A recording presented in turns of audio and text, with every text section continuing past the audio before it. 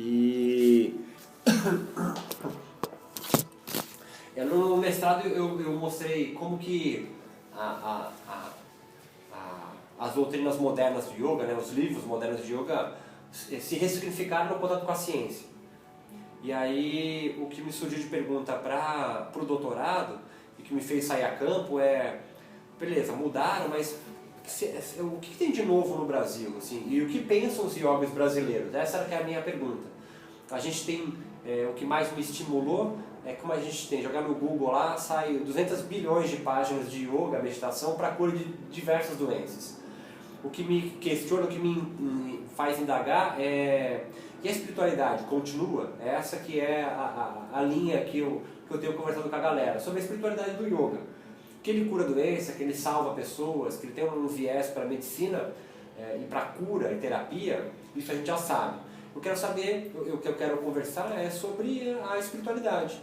Eu tive muita sorte, cara, a primeira entrevista foi com o Hermógenes, olha que louco. Tava no Rio no retiro lá no espaço Hermógenes mesmo, e o Thiago, né, o neto dele, convidou a gente para ir de manhã no domingo lá, visitar, ele chama de vovô, e super velhinho assim, mas a gente conseguiu falar com ele meia hora assim, mas foi para mim simbólico o start para as entrevistas, né? Então eu tinha como um mote entrevistar a galera que dá a formação de professor de yoga. Mas eu percebi que há muita gente do yoga que também tem um papel formador, assim como você, a Camila Reis, por exemplo, que não tem hoje um curso de formação de yoga, mas andou muito no meio do yoga, também eu vou entrevistar. Então eu estou pegando uma galera que eu acho, e começou a pintar depois do Hermógenes alguns nomes no qual eu não conhecia, por exemplo, gente do Nordeste, do Norte, a galera vai falando pra mim, falta entrevistar tal pessoa. Então eu tenho saído a campo para entrevistar, e pra mim tem sido muito legal, cara, porque o mestrado inteiro eu fui enfurnado numa biblioteca, e o doutorado eu tenho saído para conversar, e tem muita coisa do coach, né, do diálogo, da fala, cara, da escutativa. Tô falando isso pra você só, assim. E você fez, né? E é muito legal porque há realidades, cara, de cada um dos professores que eles querem falar. O Dede Rose, cara, eu fiquei quase 2 horas com ele. E se eu tivesse com o meu senso crítico ligado, eu ia criticar um monte de coisa, mas eu desliguei isso tudo como antropólogo, indo para uma tribo entrevistar o chefe de uma... Vamos ouvir. E vamos ouvir, e vamos ver o que ele fala, né? E tem surgido umas coisas muito bacanas. Então eu estou muito empolgado de entrevistar a galera, né? Eu tenho até julho de 2014 para terminar as entrevistas e escrever, eu tenho que transcrever isso tudo, né? E aí traçar mais ou menos um perfil do que é o yoga no Brasil. Não tem nada, cara, não tem ninguém pesquisando isso, né? Então isso me fascina em vir pesquisar, para saber o que eles pensam, o que eles falam, o que eles entendem sobre yoga, né?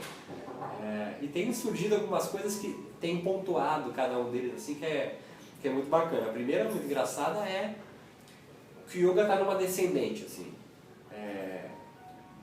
Não tem aluno, os cursos de formação tem pouca gente, a galera está precisando de grana. Isso nem todo mundo que eu conversei até agora, são poucos, são 5, mas todo mundo tem caído no mesmo viés, cara.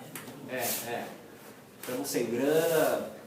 Eu fui no André de Rose, por exemplo, ele tinha acabado de chegar do Sebrae. Para saber por que a sala dele não tinha tanto aluno. Ele falou, pô, meu site tem tantas buscas, não sei o que, tem tantas buscas, o Facebook tem tantos curtidos, mas eu não consigo trazer gente para formação. Foi no Sebrae, cara. Então, assim, isso é uma... A gente pode ajudar ele a responder essa pergunta, se ele quiser. E ele sabe disso. Eu falei para ele, cara, muda seu nome, cara. O cara do Sebrae falou, comece a ser chamado de professor André. Então, eu tenho descoberto algumas coisas que foram muito descobertas, né? A galera tem dito pra mim, né? E eu acho isso muito legal, cara. E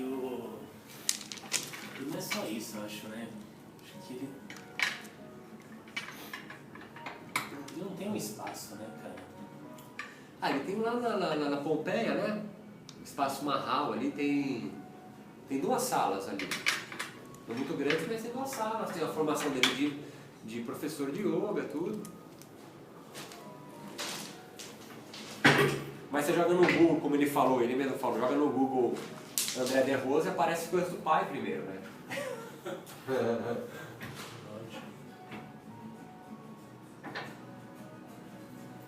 É muito louco. Então é isso.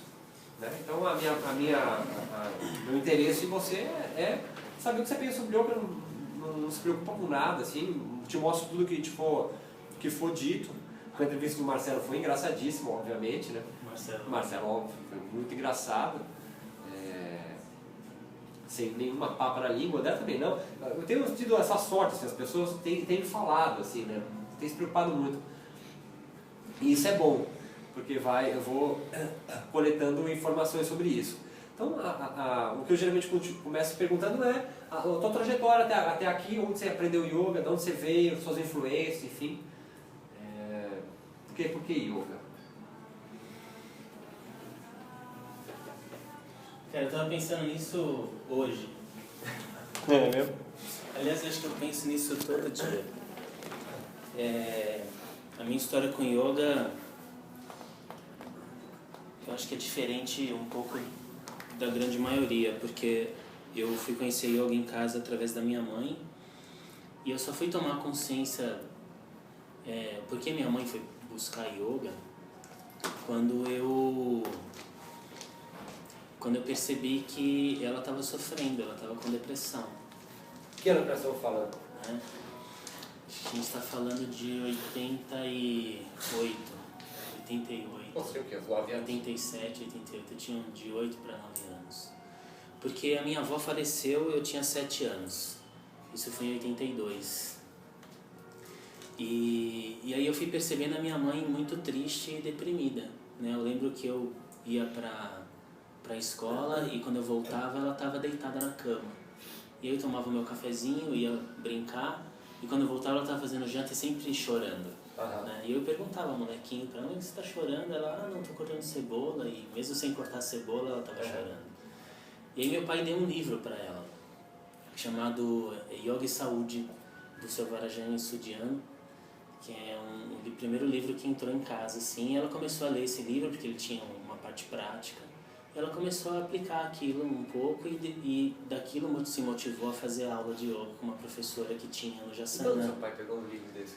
Por que ele pegou? Pô, não sei, cara. Essa parte eu não sei por que ele pegou. Mas os meus pais, cara, eles... Aí tem um aspecto muito, muito engraçado também, eu acho, né? A minha mãe sempre foi muito, muito ligada à religião, né?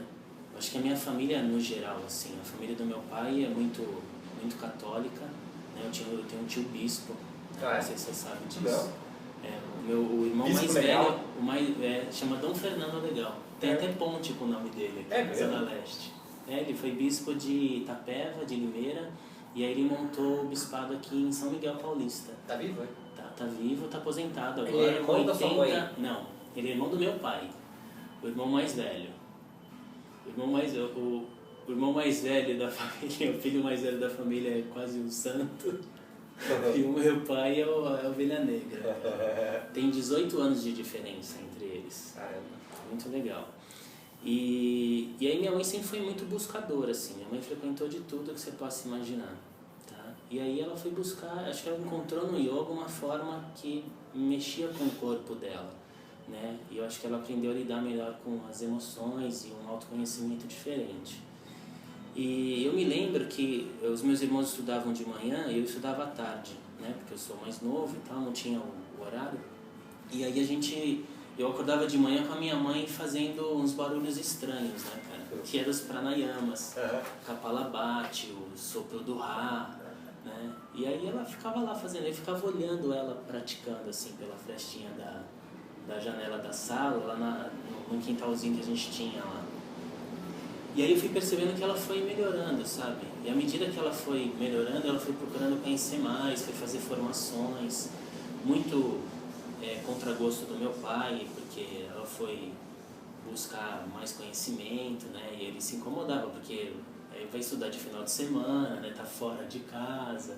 Ela fez a formação com quem?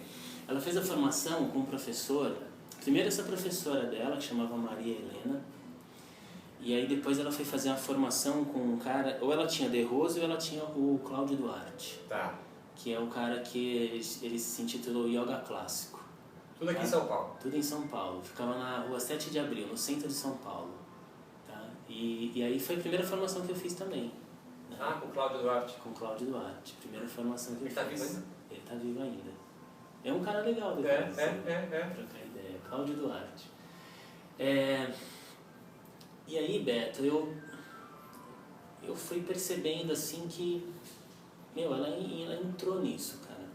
Ela ficou estudando uns 3 anos com essa professora e um dia, teve uma época que ela foi viajar, essa professora. E aí a minha mãe, ela falou, não vamos deixar de ter aula, Rita, vem você dar aula nas minhas férias. Ela, imagina, não, você é minha aluna mais antiga, você anota tudo no caderninho, você é super boa, vem. E aí aquilo foi um start para ela, um baita incentivo. E aí ela foi fazer a formação, e aí tomou gosto e começou a dar aulas. Né? Então foi dando aula em umas academias e tal. E minha mãe nunca tinha trabalhado. Nossa, cara. Minha mãe era do lar total, ela nunca tinha trabalhado, cara. Foi incrível. E eu acho que foi um baita incentivo, assim, né? Então, o que a gente fazia? Eu brincava. E ela deu aula pra você, não? Deu. Né? Eu brincava de fazer prática, porque ela ficava montando as aulas dela com os livros, aí depois ela foi comprando outros livros. A gente não tinha a facilidade que tem hoje. Né? Então, era Hermógenes, era Elizabeth Reich, que é o mesmo do Seu Varajan, tinha Annie Besant, os livros do Vivekananda, Ramakrishna, né? E tudo que parecia, né? Tudo que aparecia, pegava. E aí ela montava as aulas e a gente ficava lá, isso eu sei fazer, né? Que nem fica molecada os meus filhos hoje, sabe? Eles veem a figura lá e querem brincar de fazer e tal. E aí meu irmão é mais velho do que eu, 4 anos, né?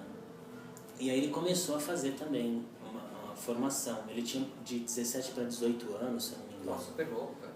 E aí eu tinha uns 13, 14 anos. E aí acompanhava, cara. Minha mãe, quando ia nesses congressos, fazia apresentação em shopping. Você? Não, minha mãe. Ah, é? E aí, tinha essa moda, né? Nessa época de apresentação, né? Eu vi também as fotos do professor Hermógenes também se apresentando, né? Tinha. É algo que hoje é meio nada a ver, né? Ridículo. Mas o De Rose continua, né? Continua. Ele continua com isso, continua. Né? E aí eu lembro disso, assim, cara, de acompanhá-la. E aí depois eu fui fazer educação física, que eu sempre gostei bastante de esporte, né, e tudo mais. E aí quando eu fui fazer educação física, eu percebi, estudando fisiologia e tal, que o que estava escrito nos livros de yoga era o que a gente estudava ali, mas com uma outra visão, né, de ver o ser de uma forma diferente, integral, né, que não falava só de músculo, né, só de aptidão física, mas que falava de um ser que tem que estar integral com o ambiente, com as emoções. E aquilo me encantou demais e ela falou, vai fazer a formação.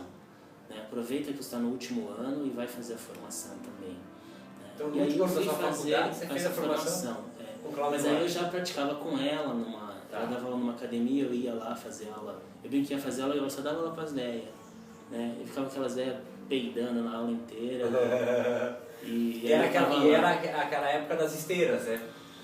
Era colchonete, não tinha matchzinho de borracha, né? Era a época de colchonete de ginástica e elas levavam uma toalhinha. Um lençol. Ou esses colchonetezinhos de camping, cara, que vende no Carrefour R$ 9,90. Isso.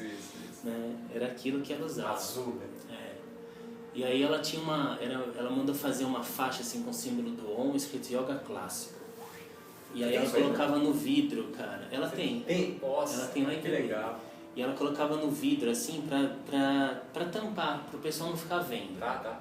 Né? Então ela fez 2 ganchinhos e colocava na academia pra ter mais privacidade. Era muito legal, ela bombava, cara, de dar aula. Isso em São Paulo? Isso em São Paulo, no Jaçanã. Ela já era numa academia chamada JIT, que eu trabalhei inclusive lá. E era uma academia de ginástica, assim? Ou era uma academia de yoga? Uma academia fodida, cara, de natação, de ginástica, musculação. E aí esse cara colocou yoga na grade. Beto, eu acho que foi uma das primeiras academias a ter yoga na grade de ginástica. Olha só, cara. Uma das primeiras academias. Como é o nome? Chama JIT Sport Center, JIT? fica no Jaçanã. E ela deu aula na Gaviões também. Né? Hoje a Gaviões é uma baita rede, né? Só que antes ela trabalhou diretamente com um dos irmãos, que é um dos fundadores, que é o Léo, tá? Que era uma academia de karatê, tinha sala de musculação, mas era o karatê que era o forte. E aí ela dava aula de yoga lá também. Tá? E ela dava aula no centro espírita. É mesmo? Tá? Hoje ela está em Peruíbe, ela dá aula na igreja. Ela dá aula na igreja? Na igreja. Conversar com a sua mãe também, cara. É mais perto ir lá do que vir aqui, né? Que legal. Então eu conheci yoga assim, cara. Quando eu fiz a formação com o Cláudio Duarte, ele tinha uma forma, pra mim, estranha assim, de dar aula, sabe? Ele lia muito e eu não entendia porra nenhuma do que ele falava. Né? Ele falava de Smrits, Srutis, Smrits. Falava durante a execução dos asanas? Não, da leitura, a parte teórica. A parte teórica eu não entendia nada, parecia que era muito difícil, cara. E não tinha uma recomendação de leitura, assim. Ele escrevia para aquela revista Planeta e ele recomendava as revistas dele. Os textos dele. Os textos. E aí era muito complicado para mim. Pô, um moleque de 20 anos, cara, lendo aquilo era punk. Mas e não desanimou você? Não, eu falei que nunca ia dar aula de yoga, cara. Tá. Né? Eu vou praticar yoga, mas nunca vou dar aula. E aí ele reclamava muito da minha postura, sempre eu era meio tortão, né? E aí eu sentava assim e ele falava, você precisa arrumar as costas. E eu falava, como? E aí ele não me ensinava como. Né? E aí me desanimou assim um pouco aquele curso, eu achei estranho. Aí eu conheci o Cristóvão. Ah, foi assim?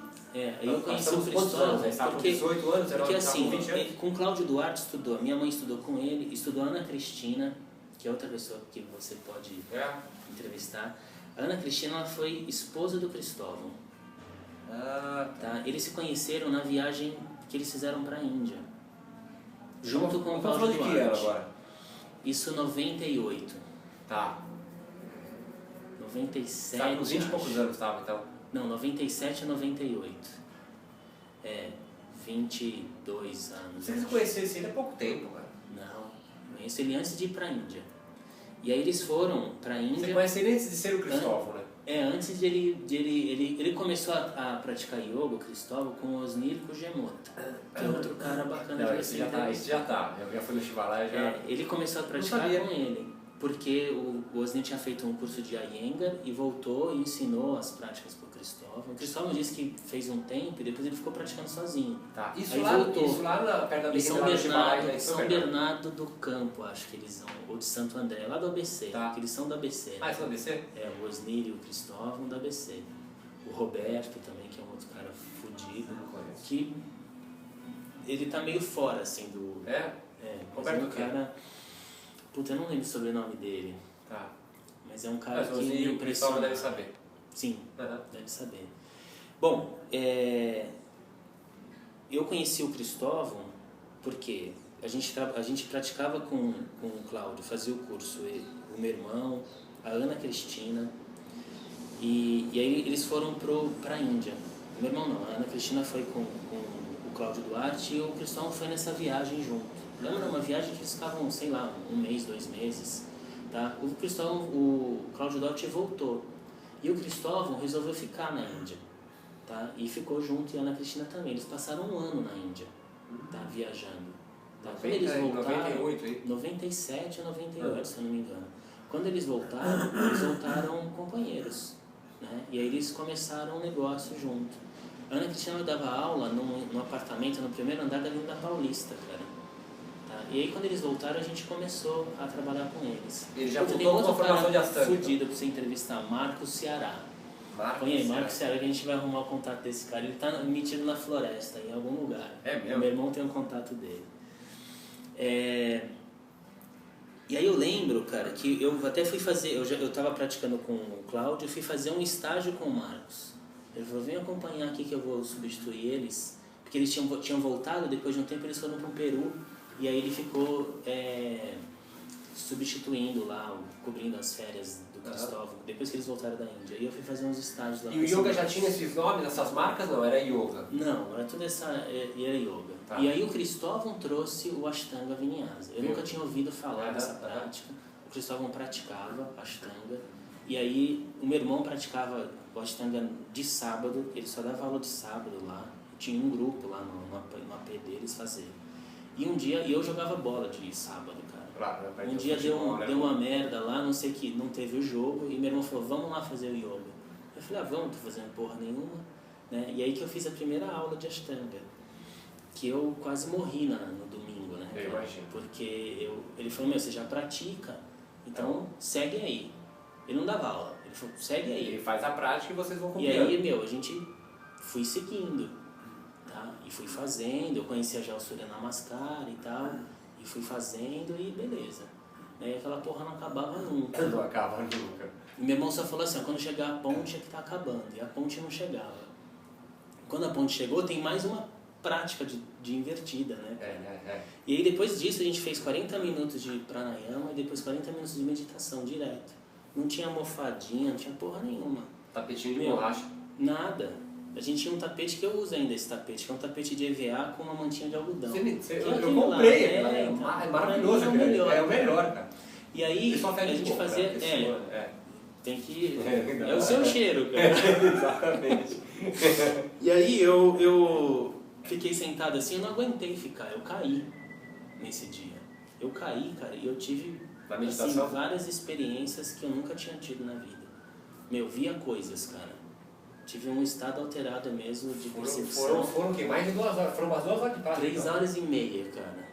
Mais de 3 horas de prática. Eu sei que começava às 3 da tarde, já era noite. Nossa. Quando isso acabou, cara. E aí eu lembro, a primeira série, eu sentia um negócio caindo assim em mim, cara. Eu passava a mão assim. E eu não sabia o que era aquilo, cara. Alguém veio falar contigo? Não, eu só via, ninguém falou nada. Não, mas depois da prática. Ah, sim. Eu falei, eles tinham um processamento, eu falei, eu senti isso, vi a gente uns caras enormes assim, tudo em volta da gente, mas é piração, cara. Eles só olhavam um pro outro, assim, ele e o Roberto, que os caras, sei lá, pra mim eles têm uma sensibilidade que eu não tenho. E aí eu falei, eu senti um negócio me escorrendo assim, cara, na cabeça inteira. Aí eles falaram, Shirodhara. E eu não sabia o que era isso, cara, não tinha a menor ideia. Nunca tinha ouvido falar em Ayurveda. Você estava com 23 anos? Você era solteiro? Solteiro. Já namorava a Tati, né? A Tati tá na minha vida faz tempo. Desde os 12 anos, né? Mas eu era solteiro. E aí senti isso, mas eu fiquei muito mal, assim. No dia seguinte eu não levantava da cama. Cara. De dor mesmo? De dor muscular. Tava fodido. E eu falei, nunca mais vou voltar lá. Ele falou, não, volta, cara. Você até que pratica bem, acho que você vai bem. E esse Roberto, cara, me impressionava. Ele parece o David Swenson. Tá. E eu olhava ele assim, cara. Assim. Falei, nossa, cara. E ele também veio da Índia? Não, ele é brasileiro. Ele conhece o Cristóvão do ABC. Tá. Ele era um cara que veio do Tai Chi, que depois foi fazer yoga porque precisava de mais força. E como que eles se reuniram, os astangueiros aí? Eles, não sei. O meu irmão conhecia a Ana Cristina, que foi a esposa do Cristóvão.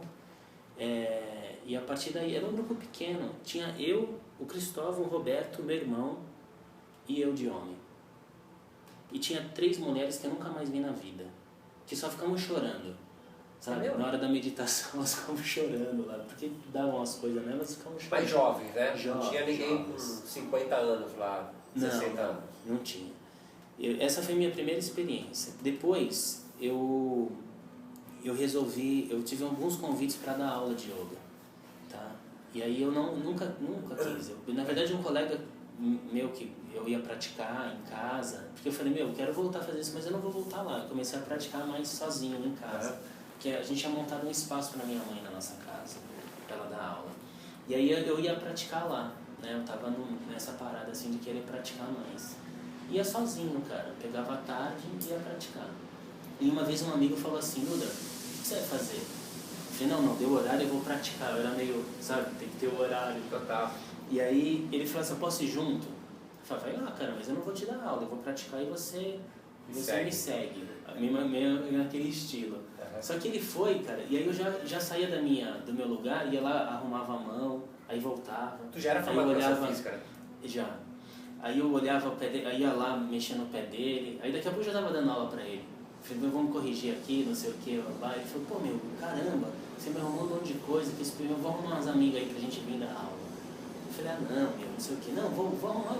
Pô, se você achar que é legal, produtor. Então tá bom, chama aí. Aí levou um monte de amiga lá e eu me empolguei, né, cara? Falei, nossa, pô, até que dá pra dar aula mesmo, né? E aí comecei, cara. Tá? Não durou muito, porque logo minha mãe vendeu essa casa.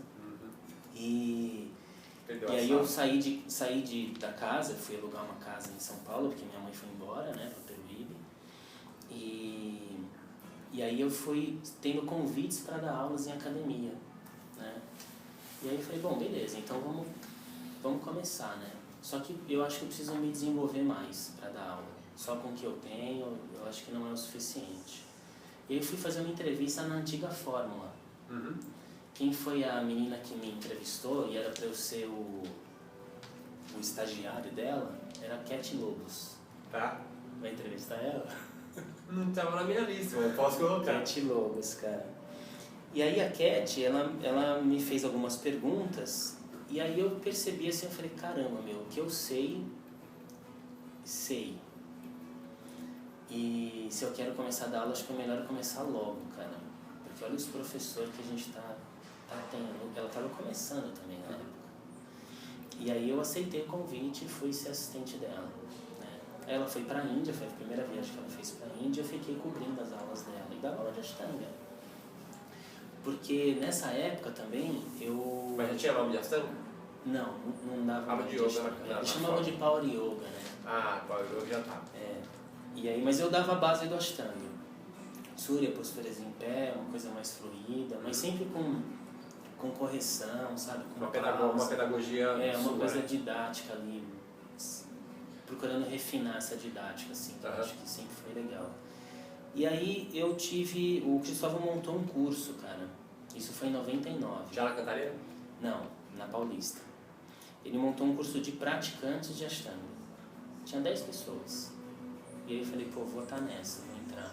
E aí fui lá, cara. Aquela galera, quem que tá aí, né, que você conhece de nome, assim? Os primeiros 10 aí. A Ana Paula, que está no interior hoje. O Pedro Moreno. Conhece o Pedro Moreno? É um nome, não sei quem é não. Pedro Moreno, um cara bacana também. E veio depois o Mário Heinz, que é do Ashtanga Namaskara, né? Lá no Brooklyn. Mas ele veio 2 anos depois, na verdade.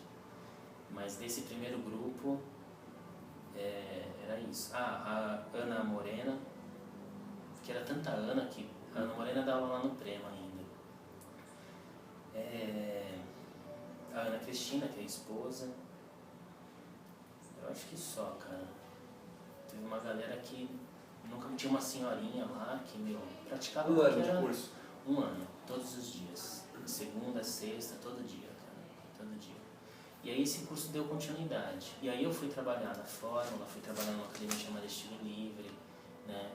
Montei um novo projeto na AGIT, porque minha mãe tinha saído, e eu dava aula lá de natação, aí comecei a dar aula para os atletas de natação, comecei a dar aula de sábado para uma galera, né? E aí comecei um movimento de dar mais aula, de me expor mais. Porque eu trabalhava muito com colégio, né? Então durante o dia, assim, o período normal, eu trabalhava com colégio, à noite eu comecei a me dedicar com yoga. E foi mais ou menos nessa mesma época que a gente começou a pensar o que hoje é o PIT, que é o Programa de Yoga no Trabalho, né, junto com o meu irmão. E aí é uma história meio paralela, mas junto tudo, sabe?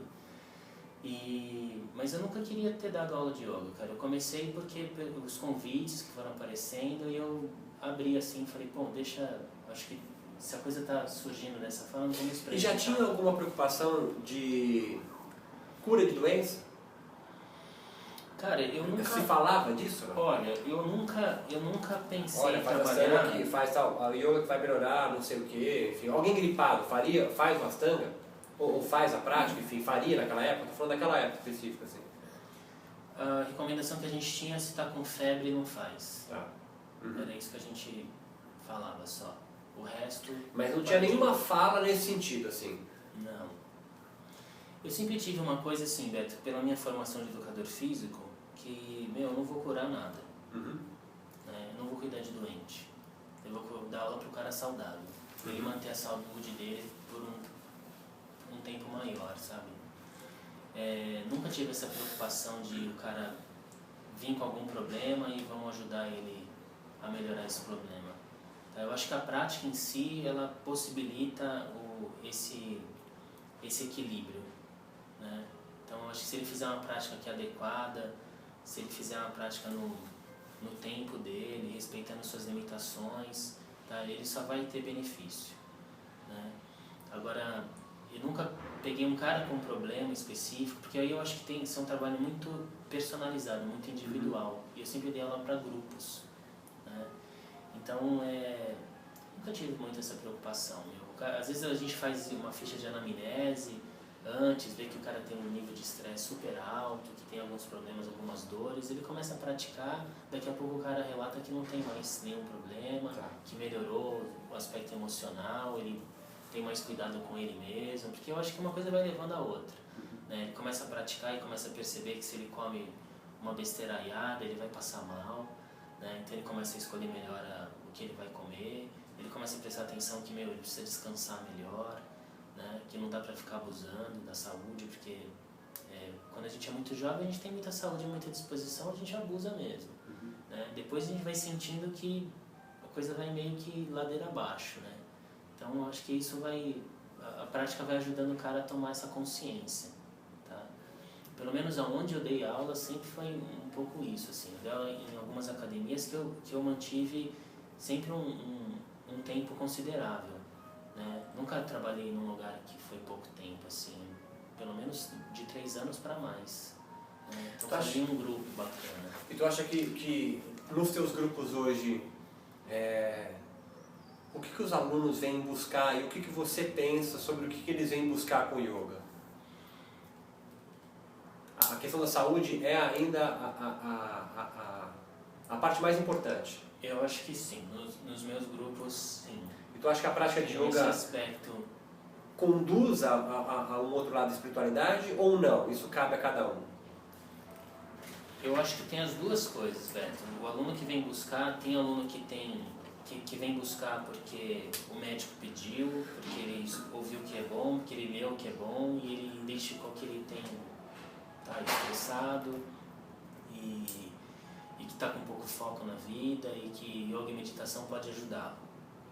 Existem pessoas que já praticam yoga, que já conhecem um pouco mais, já estudou, já está mais integrado com o que o yoga fala, né? Porque já fez algum tipo de leitura. E ele busca a prática porque, por exemplo, lá na escola, tecnicamente, ele está aprendendo coisas que em outros lugares ele não aprende, sabe? A fazer um asana mais alinhado, outros aspectos. Eu acho que tem uma falha, assim. Eu não sei nem se é uma falha. A gente acaba não abordando tantos outros aspectos que eu sei que é importante, sabe? O aspecto filosófico, o aspecto da busca dessa conexão mesmo. Né? Então eu acho que a gente precisa ter mais aulas teóricas, mas o que acontece às vezes a gente lança, mas não vai ninguém, né? Não sei se você já passou por isso também. Você lança lá, vamos falar sobre kleshas e ashtanga. E durante a tua aula de asanas, né, a prática física, física, espiritual, enfim, ou psíquica, há elementos da doutrina lançados durante a execução ou não? Sim, eu faço. Hoje, por exemplo, eu dei uma aula aqui na faculdade que é o relaxamento do esforço. E aí eu faço a conexão assim, para a gente poder relaxar, relaxamento requer entrega. E entrega está relacionada com Svara Pranidhana, que eles fizeram um estudo sobre os yamas e niyamas. Tá? Então eu vou trazendo elementos da doutrina, né? Da parte teórica do yoga, principalmente baseado no Yoga Sutras de Patanjali, para a prática de asana. Assim. Não consigo desassociar. Né? Vamos só fazer a prática de asanas. Mas eu tenho que ter um maior cuidado. Por exemplo, meu aluno de personal lá, eu não falo nada disso, cara. O cara é muito... Ele quer melhorar a saúde dele agora. Né? Ele quer meditar porque ele tem preocupações com a saúde dele no futuro. Né? Ele sabe que ele tem um nível de exigência mental e emocional muito grande e ele entra num estresse. É possível então uma prática de yoga laica, sem nada da espiritualidade do yoga? Isso é possível? Eu acho que é possível. Sim. O relaxamento, qual é importante a importância dele no yoga? Você falou do relaxamento. Ele tem algum... Qual é a importância dele?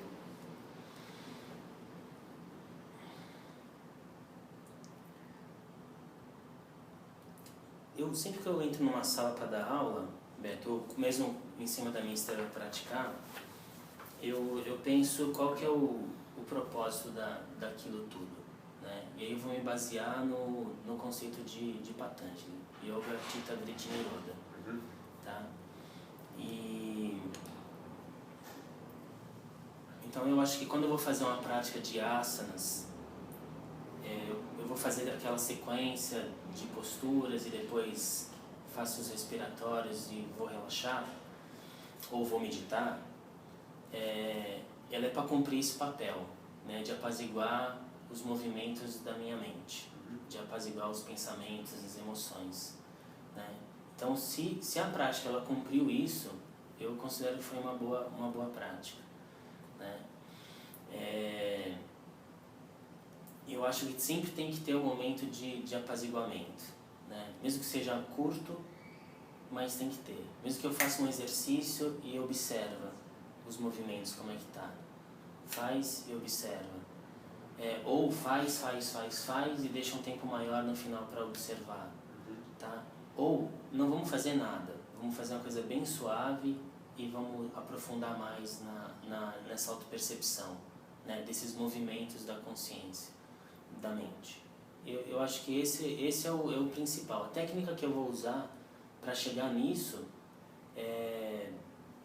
eu vou poder variar, né? Mas o objetivo é chegar nesse estado que eu considero que é o estado que vai me levar no estado da nossa natureza. Isso é igual ao relaxamento.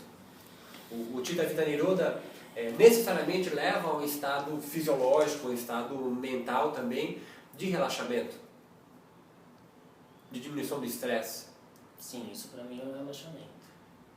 Não há uma prática de yoga no qual seja ao contrário de relaxamento, alguma coisa deu errada?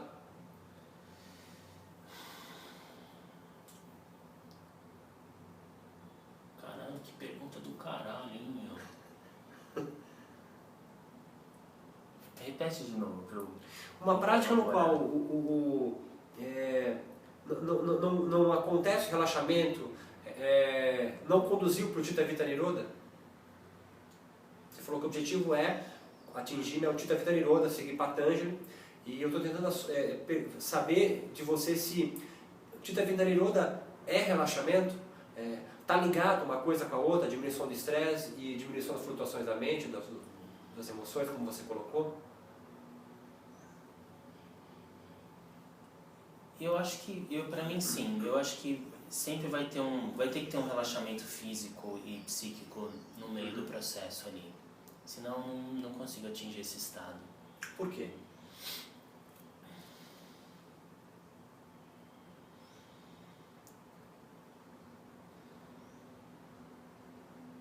Você pode falar também, não sei, tá?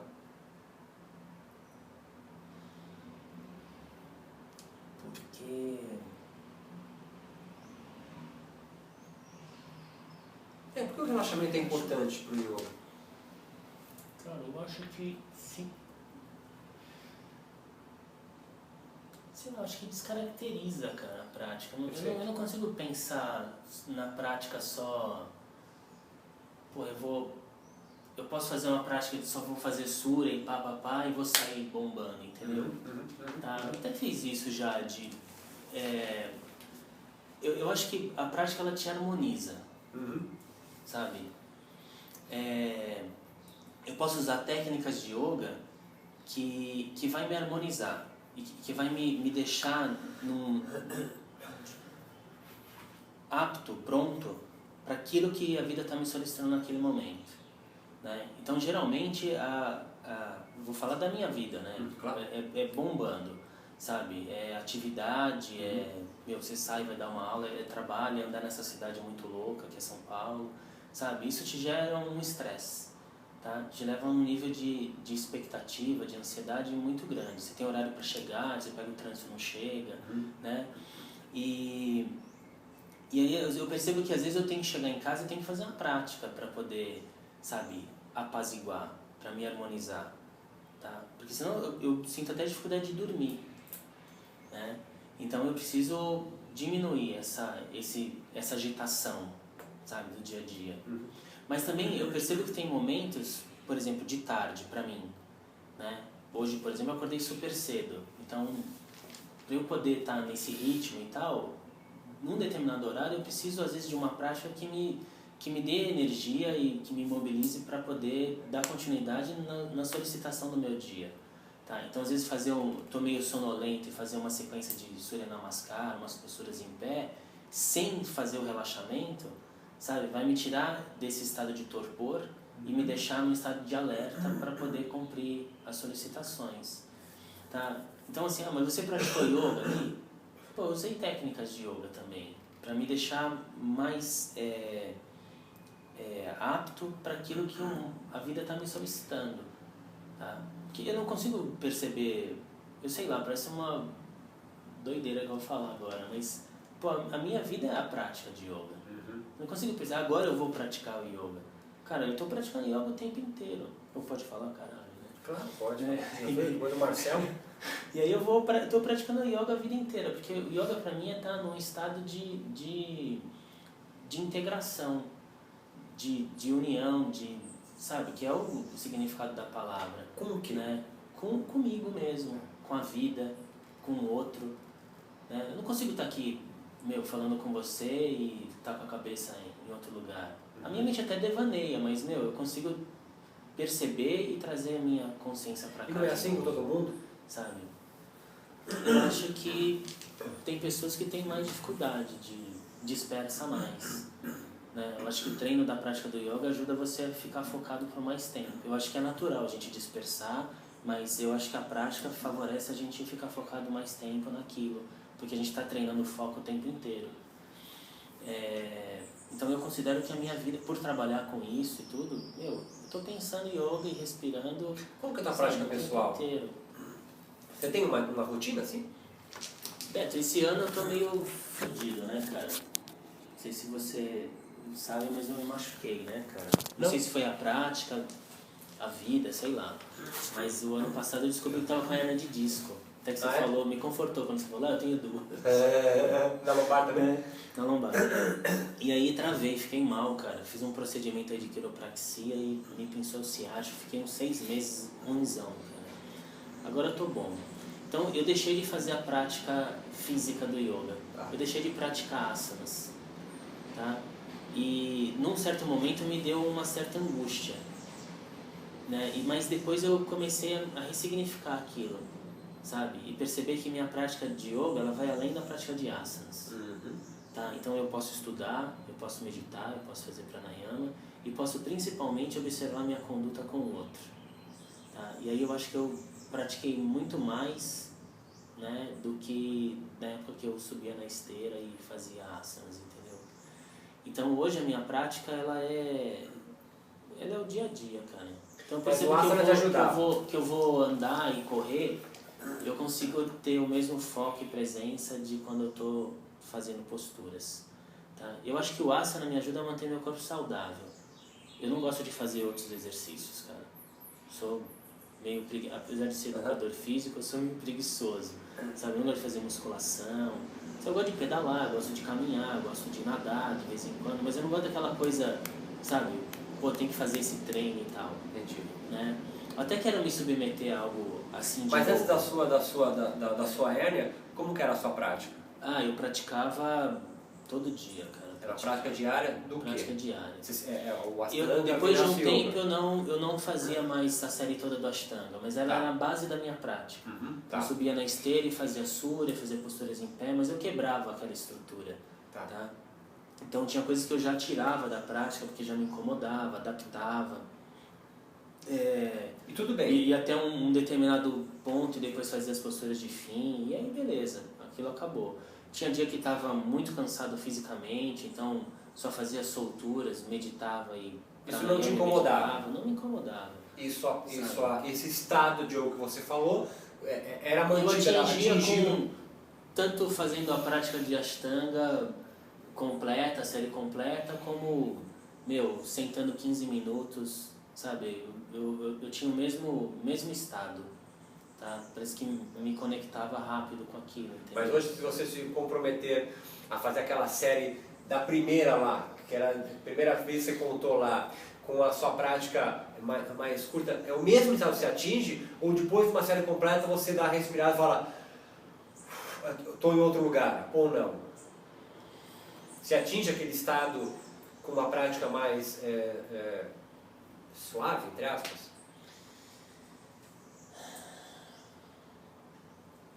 Aquele estado da primeira prática, não. Sabe o que eu falei? Sei. Não, aquilo pra mim foi... Uma epifania, né? Algo completamente diferente. Mas eu me sinto bem, eu me sinto conectado quando eu faço algumas... Quando você não se sente conectado, né, nesse estado que você está descrevendo para mim, estou usando o mesmo termo que você quando está usando. Eu não me sinto... Puta, quando eu tenho que lidar com as coisas que me estressam assim do dia, cara. Por exemplo? Solicitações do trabalho, prazo, meta. Mesmo fazendo a prática de yoga, te tira do estado isso? Puta, isso me tira um pouco. Porque, pelo menos eu sou assim, você tem uma rotina durante o dia. Você tem que dar conta daquelas solicitações que estão no seu cronograma. Uhum. E trabalhar com empresa, trabalhar na universidade, por exemplo, sabe? Sempre tem solicitações a mais, tá? E aí isso me dá uma certa ansiedade, sabe? Uma certa angústia, assim, de falar, caramba, além das coisas que eu tenho que fazer, eu tenho mais coisas para fazer. E parece que nunca tá bom, sabe? Pros caras, nunca tá bom. Então isso me deixa um pouco ansioso e às vezes eu Você sinto desconectado. Eu saio daquele estado, sabe? Mas eu tenho que ir lá e dar conta, tá? E às vezes não dou conta, cara. E tudo bem, né? Vou dar conta depois, no outro dia, e renegocio os prazos, sabe? E vai sendo assim. Você consegue identificar quais são os obstáculos que te impedem de se manter nesse estado? Você falou dos prazos, enfim, mas o que isso te move? Ou seja, quais são os valores do yoga? Essa aqui talvez seja o que eu estou querendo tirar de você. Quais são os valores do yoga? Que te fazem ficar conectado, se você tiver com eles em dia, que eu já vi que os asanas são uma técnica como você utilizou, mas há algo mais que te mantém conectado, mantém no estado de yoga. Que você falou que o dia a dia, os prazos, enfim, te gera uma ansiedade e a ansiedade te desconecta. Mas o que vale a pena praticar yoga? Por quê? Ele te mantém conectado por o quê? Quais são os valores dele, a ética dele? Que quando você não cumpre, isso te gera essa ansiedade e você fala, pô, estou desconectado. O que te impede de ficar conectado, ficar no estado de yoga?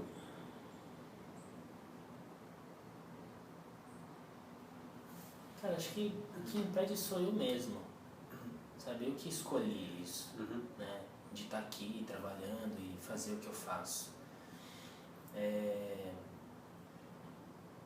Mas sei lá, parece que eu criei na minha cabeça que eu preciso viver isso para poder fazer dinheiro e dar conta da vida. Entendi. Né? Então eu acho que esses prazos te geram um estresse, uma ansiedade, e a ansiedade e estresse te desconecta. É mesmo, cara, que crio isso assim. Eu acho que eu tenho um esforço de aprimorar a minha forma de lidar com as adversidades da vida.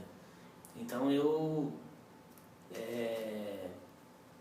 procuro processar, assim, quando acontece eu procuro passar por um processamento interno. Dentro da tua filosofia do yoga, o que faz você ter que processar para se manter nesse estado do yoga? O que faz criar os vritis em você?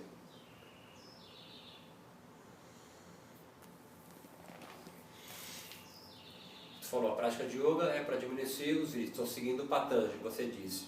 Isso me mantém conectado. A minha prática diária, tanto com asanas ou não, me mantém essa conexão. Mas o trabalho, o dia a dia, me estressa, né, me faz perder a conexão. Você não está mais conectado, por quê? Tentando pensar com a linguagem do seu yoga, da sua filosofia de yoga. Sabe o que eu acho, Beto? Assim, eu não sei se eu vou deixar de ter vritis, sabe, nessa porra dessa vida. Porque eu acho que a natureza da minha mente é isso aí mesmo, é produzir pensamentos, horas eu vou estar acessando memórias do passado e horas eu vou estar com a expectativa com o que está por vir. Tá? Então acho que isso para mim são os vritis. Né? Me remeto a coisas do passado, sejam boas ou ruins, que me afetam, tá? E que me fazem ter uma resposta no agora. Tá? Ou fico com a expectativa com o que ainda não aconteceu, me gera ansiedade e me afetam também de estar no momento presente. Né? Então eu procuro tomar consciência disso, de onde a minha mente está me levando e tentar focar no aqui e agora. Eu acho que o que me ajuda a focar no aqui e agora, independente das técnicas, a principal é a respiração. Foca na respiração que você volta no seu estado no aqui e agora. E aí vou dar conta das solicitações. Eu gosto muito da abordagem do Vedanta, sabe? Apesar de a gente falar assim do yoga e tal, mas eu vejo a estrutura do Vedanta é uma coisa que me agrada muito, né? E que me faz um grande sentido de continuar e de entender esse momento da minha vida, né? Esse momento da minha vida de ser pai, de ser o chefe da família, entendeu? O provedor, de ser empresário, de ser professor, de estar numa idade ativa, produtiva, né? Então, lembra daquelas 4 esferas da vida? O Hatha, estudo, enfim. O Artha, o Kama, o Dharma e o Moksha, sabe? Então, assim, o Artha é a prosperidade, sabe? Então, eu preciso trabalhar para que eu possa prosperar, né? Eu preciso porque a minha condição de vida, eu preciso, né? Porque se eu fosse abastado, talvez eu não precisaria, isso já estaria resolvido, né? Kama é o prazer, né? O prazer em todos os sentidos, né? Então, assim, o que me possibilita usufruir a vida, né, é a gente ter recursos, né? Isso que me possibilita, ir viajar para um local e conhecer um local novo, ou mesmo ir num restaurante, sabe? E viver a vida, sabe? Eu não sou um cara que, vou me abster do mundo, sabe? Apesar de praticar yoga e tal, eu não quero ser um cara que vou me retirar do mundo. Eu estou no mundo, tá? Então por isso que eu gosto dessa abordagem do Vedanta. E aí eu gosto da abordagem do Dharma, né? Que são os papéis que a gente assume na nossa existência. Então eu tenho o papel da minha busca fundamental, né? Que é entender quem eu sou. E aí eu acho que o yoga me dá um caminho para essa compreensão. Eu acho que a ciência traz um outro olhar, né? Que a gente compreende como é que a vida surgiu e até a compreensão de como funciona a minha percepção do mundo, né? A filosofia me dá outros caminhos, né? Então são todas aquelas formas de saber que a gente, né? Eu aprendi muito com vocês também. Então tudo isso são mecanismos, assim, estruturas que me ajudam a entender um pouco mais o mundo, a mim mesmo, né, e nesse mundo que eu estou inserido. Eu tenho meu Dharma relativo, que é o que eu chamo de... são todos os papéis que eu tenho na vida. Então eu tenho meu papel de professor, eu tenho meu papel de empresário, meu papel de companheiro, de pai, de filho, de amigo, de tudo que eu assumo. Então eu me baseio nisso, assim, nessa ética. Assim, o que eu devo fazer para que eu vou gerar menos sofrimento para o outro e para mim, né? Então, e o moksha, assim, é algo que, pô, sinceramente, eu não busco isso, tá? Essa liberdade, tá? Eu acho que o moksha é uma consequência de uma vida que você levou, tá? Pautada em alguns valores, né? Os valores do yoga para mim são importantes, mas eu não sei se todos os valores que a gente fala lá do yoga, yamas e niyamas são virtudes minhas, né? Porque eu aprecio aqueles valores, mas eu não consigo ser 100%, sabe, daquela forma, tá? Mas eu tenho consciência, né? E às vezes eu me pego fazendo cagada, entendeu? Tá, e beleza, eu não fico me culpando, tá, tudo bem, é assim mesmo, eu vou tentar melhorar da próxima vez, tá? Você acha que os kleshas têm algum papel nisso? No yoga moderno, entendeu? Quero dizer, no yoga moderno, você pensa nos kleshas? Puta, eu não consigo ensinar yoga, Beto, sem falar de kleshas, cara. Eu acho que, tanto é que a minha apresentação lá no Sesc vai ser falar de kleshas e de Ashtanga. E aí eu vou lançar a pergunta, por que alguém deveria praticar yoga? Porque eu acho que a gente não deve praticar yoga porque estou com dor nas costas e eu tenho um problema no joelho e eu estou obeso, ou seja lá o que for. Tá? Eu acho que a prática do yoga é pra gente ajudar a compreender um pouco mais a si mesmo. Mas também não tem problema nenhum se o cara tem dor nas costas e ele melhora com a aula de yoga, sabe? Eu não sou um cara que, o cara tá fazendo yoga aí, tá subutilizando o sistema, eu não sou desses. Faz aí, cara, uma hora o negócio vai te tocar. Mas eu entendo que os kleshas têm um papel fundamental para mim, né? Então eu acho que a gente tem essa... Eu gosto da sua fala, sabe? Quando você fala assim, nós somos amaldiçoados pela consciência de que vamos morrer, né?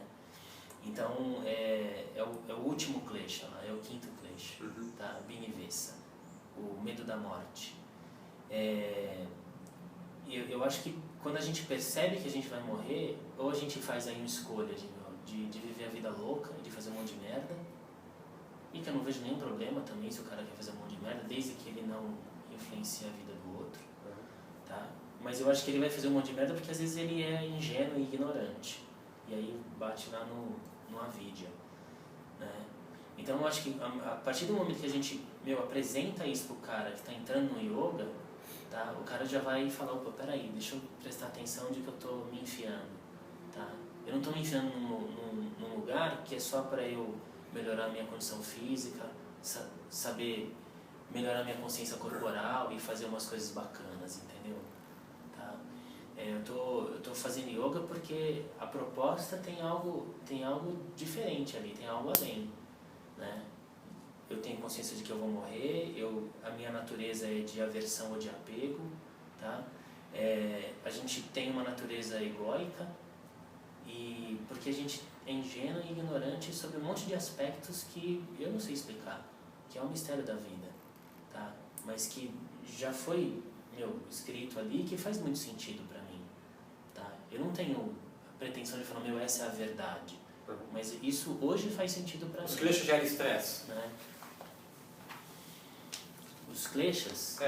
Os kleshas geram estresse. Gera estresse. Ou, por exemplo, hoje faleceu a avózinha da minha mulher, cara. Um baita estresse, né? Pra família, você tem que deixar de fazer as coisas que é a sua rotina e mobilizar outras pessoas para poder te cobrir na função e isso te social, desconecta, né? Não, cara, eu não acho que isso me desconecta. Eu acho que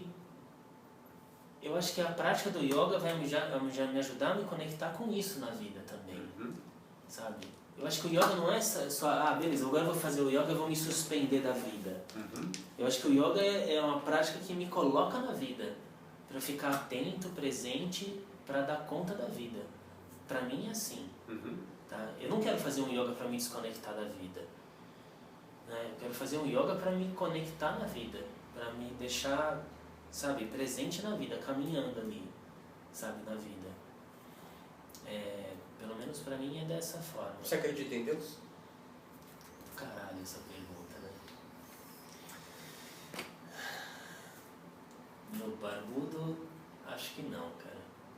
acho não, tenho certeza que não é esse Deus cristão. Eu acredito na força do universo. Eu não sei se tem alguém regendo Shiva é Deus? o universo. Ou Isvara, sei lá como é que fala. Sabe o que eu tenho um amigo, cara, presbiteriano. Esse cara é um amigo, puta, um querido, cara. A gente trabalhou junto numa academia. Por um tempo a gente virou muito amigo. De vez em quando eu vou lá ver ele cantar. E ele é um cara temente a Deus. Né? E quando eu praticava yoga, e ele soube, né, e tal, a gente conversava às vezes sobre, pô, mas como é que pode, esse bando de Deus? E eu não sou um cara especialista na mitologia hindu, sabe, mas a gente acaba estudando um pouquinho, né, sobre... E eu sempre falei pra ele assim que os deuses hindus são representações, cara, da natureza, né? Pra mim, pro meu entendimento, são representações. É uma forma de a gente tentar explicar os fenômenos da natureza, porque hoje a gente explica aos olhos da ciência, mas para eles, naquela época, se explicava ao olho desses mitos e que continua fazendo sentido para muitos deles, né? Esses arquétipos todos. E eu sempre tive assim que eu acho que o universo é a própria vida, cara. E que pouco importa se essa minha consciência vai permanecer depois. Não faz a menor diferença pro universo, né? Então, eu acho assim, pelo que eu estudei e entendo, Ikshvara seria assim, esse pedacinho que compõe assim, a nossa galáxia, sabe? Ou o nosso sistema, sei lá. Nosso sistema solar ali. E que na verdade é uma forma de só falar assim, pô, fica mais tranquilo aí, meu. Parece que tem uma ordem aí que tá tudo beleza. Tá? Mas pra mim, no meu coração, toca que, pô, não tem a menor importância, sabe? Vive sua vida, faz o que tem que ser feito. E quando deixar de ter essa vida, sabe? Você vai, meu, se fundir de novo com essa energia. Se você vai se fundir com essa energia e vai depois voltar com um pouquinho de consciência do que você era, pouco importa. Porque eu sinceramente não lembro de porra nenhuma se tem, sabe? Só lembro de agora. Male, né? Porque tem coisas que nem nessa vida eu lembro. E onde que está essa lembrança, né? Está dentro do meu cérebro, onde que ela habita. Então eu entendo que pouco importa, sabe? Eu acho que o que mais importa pra mim é o que a gente faz agora na vida, sabe? Como eu trato o outro, a minha conduta com as pessoas, o que eu quero deixar no mundo, né? Como que eu quero contribuir para melhorar a humanidade. Eu acho que isso pra mim é o que mais interessa, assim. Você tem alguma prática religiosa? Ou você pratica alguma religião? Ou já praticou? Você falou do cristianismo, mas enfim, hoje você tem alguma prática religiosa? Olha, Beto, eu sempre fui um cara que... Eu acho que eu peguei meio essa fase da minha mãe, e aí eu sou um dos filhos que não fez a primeira comunhão, né? Todos nós fomos batizados no cristianismo, na igreja católica, mas eu sou o único que não fiz a primeira comunhão. E ela me deu essa liberdade, assim. Então a gente frequentou centro espírita, eu vou sem problema nenhum numa igreja evangélica. Pô, eu vou lá, eu acho que faz muito sentido pra mim as palavras, sabe? Eu tento entender aquilo de uma outra forma. Eu não sei que forma é, mas me toca, eu me emociono com muitas práticas. Já fui na prática lá do Daime, né? Conhecer algumas. E eu acho que a minha prática espiritual é cultivar o amor e fazer o bem, né? Eu acho que quando eu vou fazer minha prática do yoga, eu peço permissão. É engraçado, né? Eu tenho esse costume, assim. pro universo, cara, pros mestres, agradeço, né? Você acredita em espírito? Eu nunca vi, cara. Nunca nem sentiu nada disso. Nunca nem senti, nunca tive nenhuma incorporação.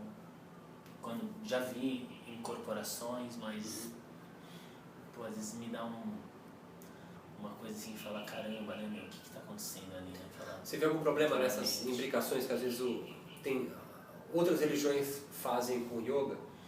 Você falou do Daime, se não me engano, a prática que você fez tinha mantras, enfim, era Eu não tenho nenhum problema, cara. Eu acho que tudo ali é para ajudar as pessoas a entender que a gente precisa se amar mais. Você vê alguma coisa que seja singular no yoga do Brasil? Algo que só o yoga brasileiro tem, ou o yoga brasileiro tem? Tanto de espiritualidade quanto de... Sei lá. Eu acho que é uma misturada, né, cara? Eu acho, assim, quando eu vou... Apesar que eu tô meio que saindo fora desse meio do yoga, assim, né? Um pouco por causa de vocês, assim.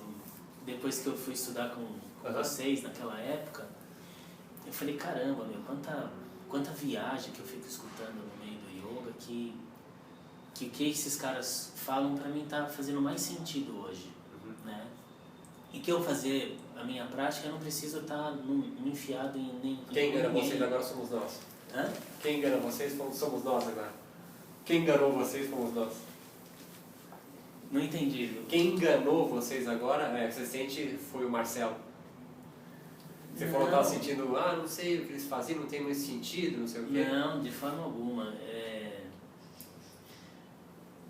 Eu acho que eu sempre tive um pé atrás em relação a um monte de coisa dentro do yoga quando eu comecei. Porque minha mãe sempre falou muito dessa coisa de passar pelo filtro, sabe? Então sempre questionei muito as coisas. E eu acho que eu não vejo problema nenhum da forma que as pessoas fazem, porque eu acho que cada um está no seu momento, né? Cada um tá no seu momento.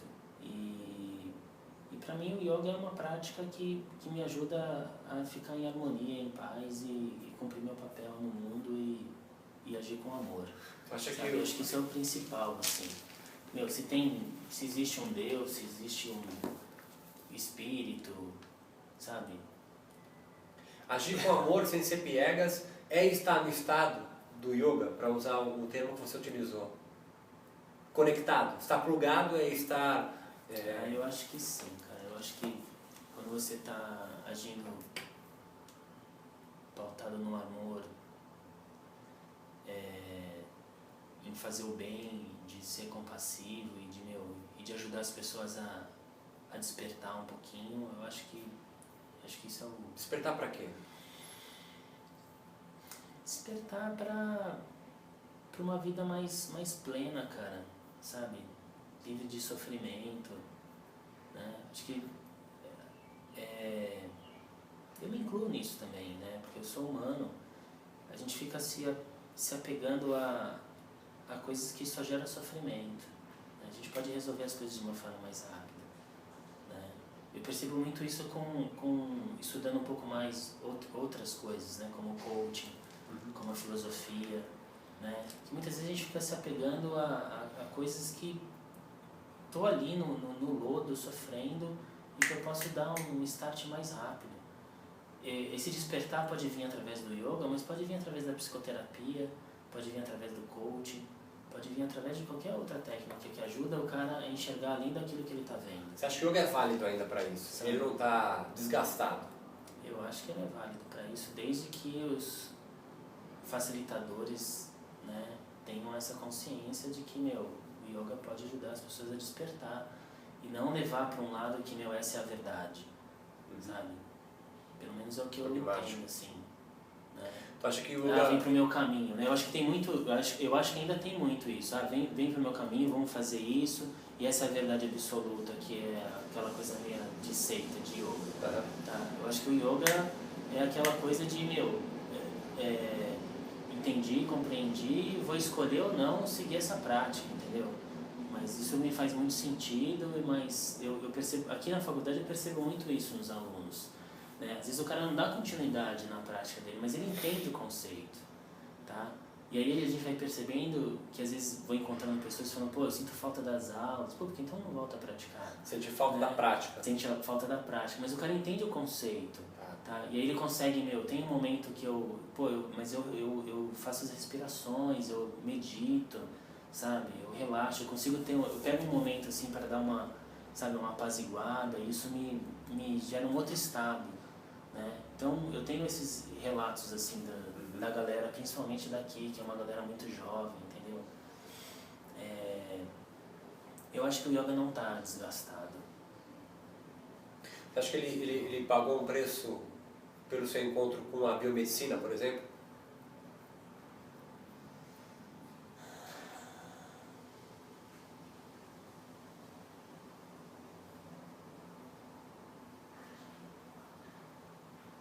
De ele ficar só nesse aspecto terapêutico, assim? Ou não, isso só enriqueceu? Eu acho que a gente vive numa época que as pessoas precisam dessas comprovações, né? Eu tô aqui no meio acadêmico, é a frase que a gente mais ouve, né, Tem que trazer as comprovações para as pessoas, as pesquisas científicas, o blá blá blá, entendeu? E aí eu faço assim, um ok, mas eu falo assim, tá bom, se o cara não experienciar, não adianta ele ler pesquisa, ler livro, sabe? Ele tem que vivenciar esse estado, tá? Tem que vivenciar isso que tá ali. E se ele não experienciar, então a minha aula aqui, ela é 70% prática, sabe? Porque o cara tem que vivenciar esse estado de relaxamento. Ele tem que perceber que a mente dele oscila entre o passado e o futuro. Tá? E que existe um momento que fala assim, caramba, agora eu estou aqui presente. Né? Então eu acho que, não sei se pagou um preço, tá? Eu acho que é necessário para o mundo que a gente vive hoje trazer essas comprovações. Eu acho que se não tivesse essas comprovações, por exemplo, eu não estaria há 10 anos dando aula num hospital que é o Albert Einstein. Né? Eu acho que isso me ajudou, porque eu tinha 27, 28 anos, cara, eu sentava com o médico para conversar e eu tinha que ter um mínimo de respaldo científico para falar para ele, e era mínimo mesmo naquela época, né? Mas eu também conseguia dar umas pinceladas no aspecto da filosofia do yoga, que para aquele médico aquilo também fazia muito sentido, sabe? Porque eu não sei se o fato de ele ser judeu, né, que também pesquisa muito a ciência e tudo mais, e os caras são fodidos mesmo, mas ele também tem um pé nas tradições dele, tá? Então, as coisas parece-me, né, que andam juntas, tá? Então, quando, assim, nas conversas no início do programa, lá em 2003, a gente tinha as conversas com esse médico especificamente, e aí eu trazia essas coisas, não era só científico, mas também trazia um aspecto da tradição e tal. Nem lembro o nome dele mais, velho. Porque Elisa também tá no Einstein, né? E aí ele era um médico do trabalho, cara. Ele era um médico que cuidava da admissão, demissão, sabe? Não é um médico pesquisador. Ele é um médico do trabalho mesmo, mas que pediram na época para que a gente pudesse ter conversas com eles, que foi uns 3, 4 meses só, cara. A gente tinha reuniões. E aí ele falou assim, tá tranquilo, pode deixar as meninas tocar o trabalho que tá muito bem. Porque a gente não tinha uma coisa de ficar doutrinando ninguém, não tinha uma linha específica de yoga, sabe? A gente trazia os benefícios, olha, o yoga vai beneficiar os funcionários porque a gente vai trazer asanas. Esses asanas vão desenvolver as capacidades físicas, vai melhorar a flexibilidade, força, resistência, agilidade, tá? Pode ajudar as pessoas a diminuir os seus desconfortos osteomusculares. A gente vai ensinar técnicas respiratórias, e a respiração está intimamente ligada com o aspecto emocional e mental. E a gente trazia essas coisas, cara, para ele, né? A gente citava algumas pesquisas. Trabalhava com os funcionários. Trabalhamos com os funcionários. E essa prática, sem nenhuma doutrina, sem nenhuma filosofia, você sentiu algum desenvolvimento espiritual dos funcionários?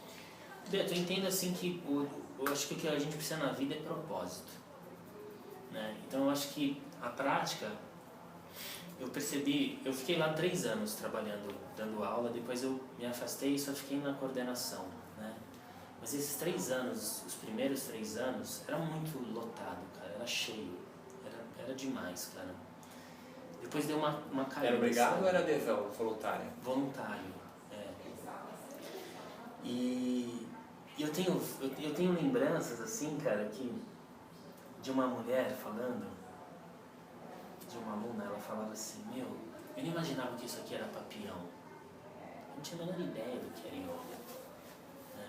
Porque ela era faxineira? Que peão não podia fazer, era nada, era auxiliar de enfermagem. Tá? Mas ela se considerava peão. Achava que ela era peão mesmo, cara, porque ela era peão, ela era salariada, tinha que bater ponto, né?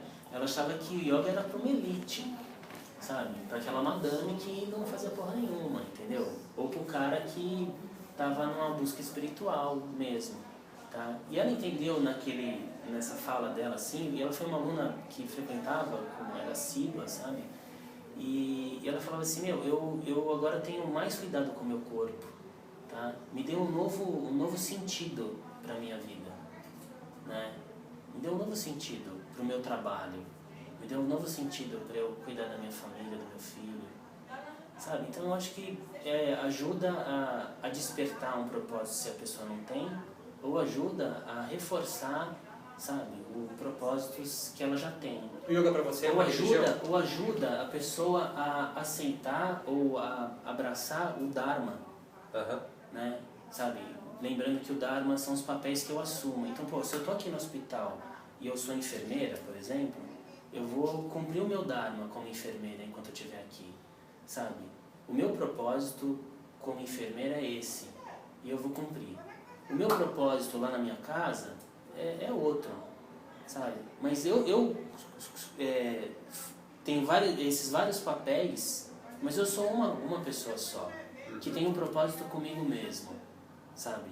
Que é viver uma vida plena, feliz, satisfatória, sei lá, cada um cria o seu, né? Então eu acho que o yoga ajuda a reforçar esse propósito ou a despertar um propósito que a pessoa às vezes não tinha, porque pelo que eu percebo tem muita gente que vive uma vida sem sentido, sem propósito nenhum, né?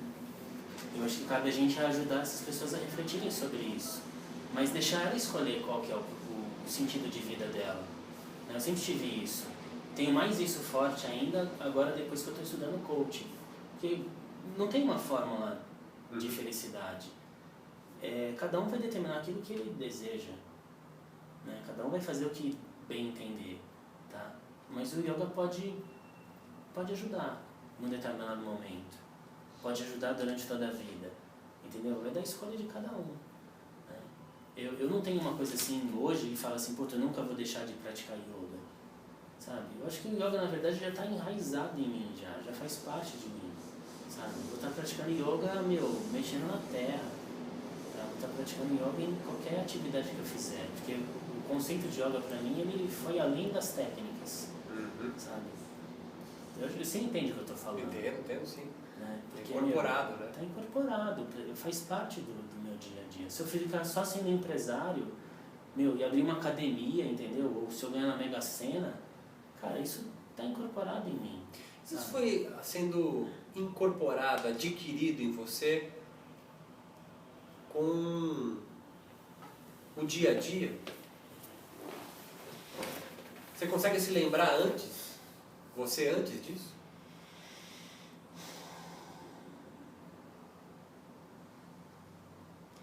Eu vou te contar uma coisa que eu acho que é bem interessante, assim. Quando eu era molequinho, a gente fazia evangelho no lar, em casa, na época dos meus pais kardecistas. A gente fazia evangelho no lar. Eu não entendia porra nenhuma do que era lido ali naquele evangelho, do Allan Kardec. E depois tinha o Nosso Lar, que é um livrinho, você tá ligado? Um livrinho que aí lia, eu não entendia, eu era pivete, mas tinha uma coisa que pra mim era sensacional. Na mesa de centro, na sala, tinha uma vela e um copo d'água. E aí tinha um momento que meu pai apagava a luz. Ele falava, vamos ficar quietinho um pouquinho, né? E aí ele pedia pra fechar o olho, mas eu não fechava a porra do olho nenhum, eu ficava olhando aquela vela. E quando ele acendia a luz assim, voltava e tal, eu deitava no colo da minha mãe, cara, que era pivetinho, deitava no colo dela assim e falava, mãe, eu tô vendo longe, tô vendo tudo longe. Eu ficava olhando ela assim, cara, e eu queria os detalhezinhos, sabe? Das ruguinhas dela, a penugem. Cara, eu via detalhes incríveis, assim. E eu ficava naquele barato, adorava ficar. Ficava olhando minha mão, assim, pra lá e pra cá, sabe? E às vezes isso demorava muito tempo pra voltar. E às vezes voltava do nada, assim, pô, parei de sentir isso, né? E eu queria ficar produzindo mais isso. Era toda terça-feira à noite e eu queria ficar produzindo mais esse estado, né? Então, depois que a gente cresce e vai estudar e tal, eu falei, caraca, já fazia meditação ou criava estados alterados da minha percepção desde criança com essas práticas, né? E eu acho que a coisa foi tomando uma forma assim no dia a dia, né? No dia a dia, praticando todo dia, estudando. Quando foi lecionada a aula, eu acho que a gente se mergulha mais de cabeça, né? Porque eu acho que aumenta a responsabilidade, a gente quer, né, estudar mais para poder se atualizar mais. Então eu acho que isso no dia a dia. Mas eu acho também, Beto, que tem algumas características que já são da minha natureza. Eu não sei te explicar. Que as pessoas falam, você sempre fala calma assim, porque você é professor de yoga, né, meu? Acho que a prática que a gente fez, não, eu sempre fui lerdo assim para falar, sempre falei desse jeito, entendeu? É meu jeito, se eu fizesse yoga ou não, acho que eu falaria desse jeito, né? Eu acho que o yoga, muito pelo contrário, ele me deu mais vigor, porque eu era mais mole. Entendi, né? ficou mais esperto. Fiquei mais vigoroso, assim, com mais vontade de fazer as coisas, sabe? Mais ágil. Porque assim foi meio molenga, meio chororô, entendeu? Me aterrou mais o pé no chão, eu acho. Então, eu acho que a prática me possibilitou coisa. Eu acho que o dia a dia foi me fazendo, mas também foi me aprimorando coisas que eu já tinha de legal. O que é ser um yogi, cara? Cara, eu nem me considero um yogi. Você conhece alguém? Eu me considero um estudante dessa tradição, que tenta aplicar essa tradição contextualizada para a nossa época. Eu sei lá, às vezes eu tenho dúvidas, talvez eu seja uma pessoa que procura e, então você, sei lá, eu não sei, eu não sei, eu acho que o yogi vai surgir com o tempo. Eu não me considero um yogi, eu acho que eu tenho muitas falhas ainda, faço muita merda. O que é um yogi, então? Você conhece algum yogi? Yogi é alguém realizado, é iluminado? Moksha, Kaivalya, sei lá. Sabe que às vezes eu fico refletindo, eu acho que o cara, o realizado, o iluminado, ele pode estar em qualquer área, cara, de saber. Né? Pra mim, o cara que tá em paz com ele, tá cumprindo o papel dele, tá satisfeito, feliz, ele tá realizado. Ele não precisa nem ter feito asanas, porra nenhuma. Né? Pode ser até considerado meio maluco pelos outros, sabe? Eu acho isso. Eu não conheço ninguém, cara, que, porra, esse cara é um realizado, sabe? Não conheço porque eu acho que eu preciso aprofundar mais, conviver mais com a pessoa pra saber mesmo se o cara é o caralho, hein? Esse cara é do caralho, sabe? Né? Tipo um Cristóvão. Eu convivi com ele um tempo, mas, porra, eu também convivia com as falhas dele, sabe? Convivia com os problemas que ele passava, tá? E pra mim era um homem normal, comum, né? Mas um homem que tinha uma boa vontade, né? E que ajudou muita gente, e que muita gente ama e tem gente que não gosta dele. Esse Prem Baba, né? Os caras consideram ele um yogi, um santo. Você conhece o Prem Baba? Não. Pô, é outro cara então que você tem que entrevistar. Tá agendado. Tá agendado. Pô, eu não convivi com ele, cara, sabe? Pra saber também, puta, o que passa ali com esse cara, sabe? Eu acho que é um homem, cara. Um homem que fez uma escolha na vida dele de viver aquele tipo de vida. Pra ele faz sentido aquilo, entendeu? E tá ajudando um monte de gente, né?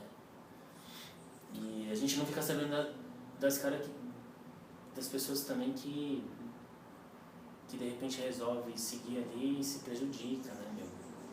Ninguém vai divulgar isso, né? Qual asana que é mais importante para você? Shavasana. Interessante que é a mesma coisa que o Hermógenes falou. Shavasana porque é o asana que vai te ensinar a morrer. E o Mahana Maharishi, né, a história dele é bem legal, que ele diz que ele se iluminou fazendo Shavasana, né? Você conhece? Não? A história? Não. E aí eu acho que Shavasana é o mais importante. Assim. É a postura mais difícil? Eu acho que é difícil. Interessante ouvir isso de você, de um astangueiro, como costumo dizer, né? Que é a postura mais simples, né? Que tem de todas as séries, né? Acrobaticamente falando, né? De facilidade de alongamento, né? Mas é mais difícil, né? É mais difícil. Eu acho que se entregar é o mais difícil, cara. Né? Pra mim, eu tenho meus medos, né? Então eu acho que se entregar é... E foi onde eu tive experiências bem interessantes no Shavasana. E é do caralho fazer, você sabe que é. Você sabe que é fazer. Agora, o Shavasana, não tô falando relaxado, relaxei, fazendo o Shavasana mesmo. Uhum. Né? O significado da palavra, sabe? A postura do cadáver, de você mergulhar ali e pensar na sua morte, sabe? E aí, o que fica? Será que fica alguma coisa? Né? Tenho mais dúvidas do que certezas, cara. Você é feliz?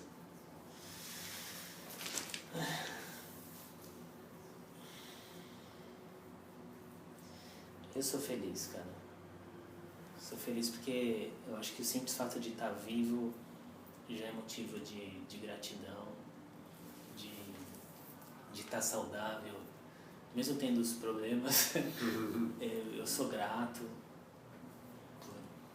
por estar pleno, por estar feliz, por poder ter minhas escolhas, por ter a independência, né? Acho que é uma merda ficar dependente dos outros.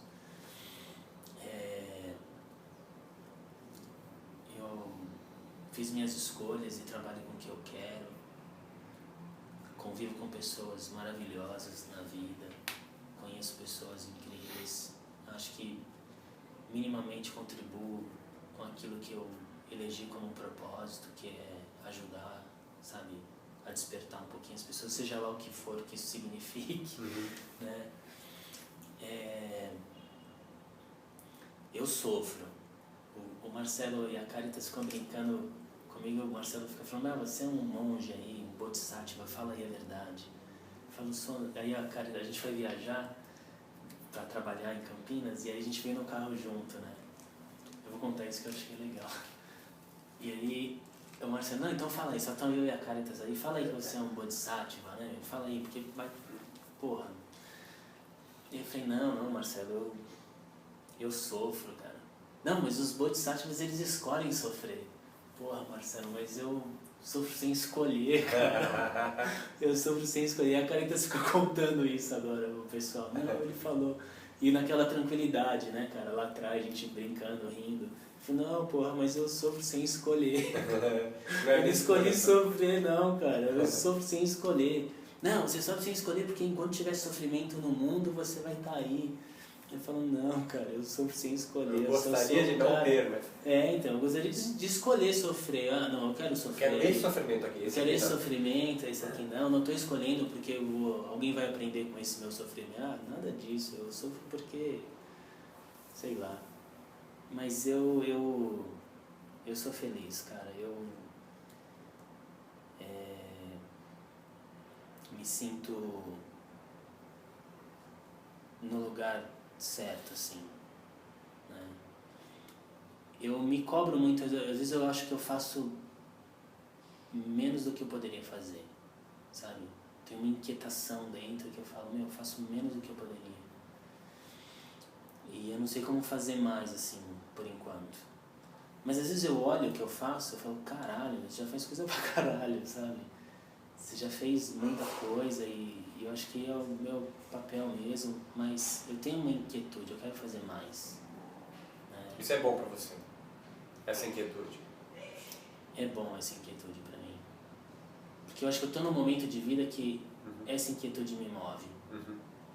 E eu acho que vai ter um momento, não sei, talvez tenha, e se não tiver não faz a menor importância, não importa, que eu vou ter a minha quietude, entendeu? Mas, ou não, se eu fico olhando meu pai é um puta cara inquieto, né? E eu tenho a natureza dele também. E eu gosto disso, né? Eu acho que essa inquietude me faz bem. E é isso. A última pergunta só, que eu esqueci, tu acha que o yoga hoje se desvinculou do hinduísmo? Ele não precisa mais do hinduísmo para ser yoga, ou se é que um dia ele precisou? Eu posso ser um yogi sem ser um hindu? Ou preciso seguir alguns preceitos hinduístas para ser yogi? Eu acho que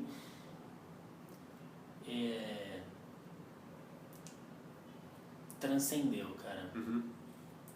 Eu acho que vai além de qualquer religião, sabe? Eu acho que qualquer pessoa pode fazer yoga, se entender o princípio de yoga. E o princípio eu acho que aquele meu amigo presbiteriano é um yogi. Tá. E esse princípio é um princípio o quê? Como assim? Que princípio é esse? Que caralho, agora eu me perdi. Você falou, esse cara entendeu o princípio do yoga, o princípio princípio do yoga. Que é a própria raiz da palavra, cara. Yoga, integração, união, de conexão. volta para aquela ideia do estar conectado, estar inteiro aqui agora. Você entendeu esse princípio de que, eu, apesar da minha individualidade, eu estou conectado a você de alguma forma. Você afetou a minha vida em algum momento. Com aquela porra daquele seu livro, entendeu? Com o curso que eu fui fazer com você, sabe? A gente está conectado, integrado. Você fez parte aqui de algum momento, sabe? Você está na minha memória, né? Se eu entender esse princípio de conexão com o outro, eu passo a olhar o outro de uma outra forma, sabe? Durante muito tempo, Beto, eu fiz uma prática que eu falava assim, eu quero enxergar o divino no outro. Eu tenho que tratar o outro como se fosse o divino, mas ele está oculto para mim. Então, se tivesse, um divino aqui, um santo, um Krishna, um Jesus, seja lá o que for, na minha frente, como é que eu ia tratar? Sabe? Eu tenho que tratar sem saber que é. Porque se eu soubesse que eu ia falar, caralho, o cara é um fodão, né? Então eu tenho que tratar. Mas e se eu não souber? Pô, eu fazia o exercício de tratar da mesma forma, sabe? Com respeito, com dedicação, com amor, com tudo que eu acho que um ser humano merece ser tratado. Porque eu tento enxergar o divino no outro. Sabe? Eu acho que esse é o princípio para mim, né? De entender É o namastê, yoga. É o namastê, cara. É o namastê. Eu acho que se o cara entender esse princípio, independente da tradição religiosa dele, se ele não tenha nenhuma tradição, mas que se ele tiver esse valor, eu acho que a gente pode caminhar muito assim na nossa evolução. E eu acho que na verdade a evolução não depende nem disso, sabe? Mas eu acho que faz bem pra gente. Eu acho que a gente vai eliminar um pouquinho do sofrimento que a gente tem e aprender a conviver melhor em sociedade e conviver melhor com o outro. É o que eu acho, assim, é o que vem no meu coração. Obrigado, viu? Eu agradeço muito. Eu quero fazer uma coisa que eu esqueci com o Marcelo. Vou tirar uma foto, cara. Cara, mas tu fala, hein, cara. Falei.